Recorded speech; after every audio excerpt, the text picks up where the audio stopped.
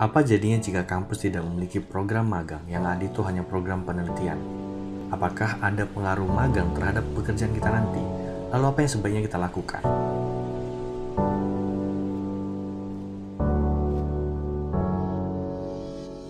Pertama kita harus tahu apa hubungan antara magang dan pekerjaan kita nanti. Ini beberapa cuplikan dari perusahaan yang sedang melakukan rekrutmen. Yang pertama dari Ruang Guru, yaitu sebagai freelance social media. Dari sini kita ketahui ada rekrutmen yang bilang bahwa good time management skill, great interpersonal, and communication skill. Ada 3 skill yang di-highlight dalam satu kalimat. Yang pertama memiliki time management yang baik, yang kedua interpersonal yang baik, dan kemampuan komunikasi yang baik. Contoh yang kedua datang dari bibit.id sebagai KOL internship. Di sini dibilang bahwa self-starter that can work independently, complete project with little supervision, and able to work effectively under pressure.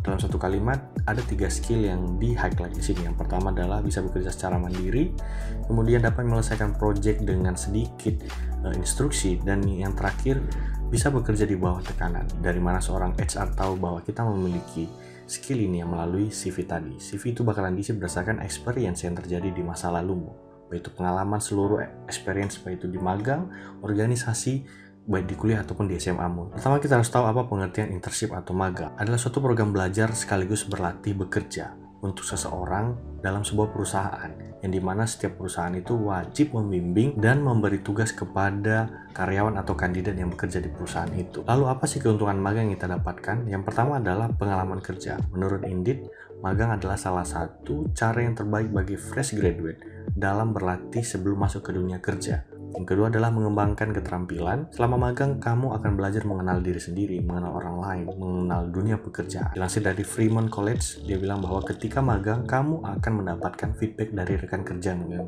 tujuannya memperbaiki atau improve skillmu ataupun karaktermu. Ketiga, membangun jaringan profesional. Kamu nggak tahu siapa yang kamu ajak bekerja saat ini. Barangkali rekam sejawat ataupun di bawahmu nanti akan menjadi bos ataupun manajer atau atasanmu ketika nanti kamu bekerja di suatu perusahaan yang baru. Keempat, menambah catatan di CV. Ya, ini the main key. Selain dari orang dalam ataupun referral, seluruh experience yang kamu dapatkan dari activities apapun, mau itu magang, organisasi, ataupun activities lain, itu bakalan kamu lampirkan di CV. CV ini sebagai pintu utama sebelum kamu lanjut ke tahap-tahap selanjutnya, interview ataupun proses seleksi selanjutnya.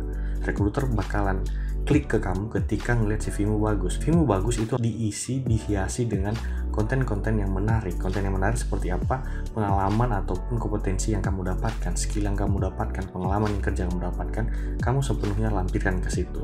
Semakin bagus pengalamanmu ataupun variabel lainnya, membuat CV-mu semakin menarik untuk dipandang sama HR. Lalu dari mana kita bisa mendapatkan info magang ini? Ada 2 source. Source yang pertama dari kampusmu sendiri. Kita tahu sekarang bahwa Kemendikbudristekdikti itu punya program namanya Kampus Merdeka, ataupun ya kampus semua memiliki program magang sendiri. Atau source yang kedua adalah kamu bisa magang mandiri. Banyak kok info magang yang bisa kamu cari, baik itu di LinkedIn, mau website bisa Prospel, Jobstreet, dan lain-lainnya.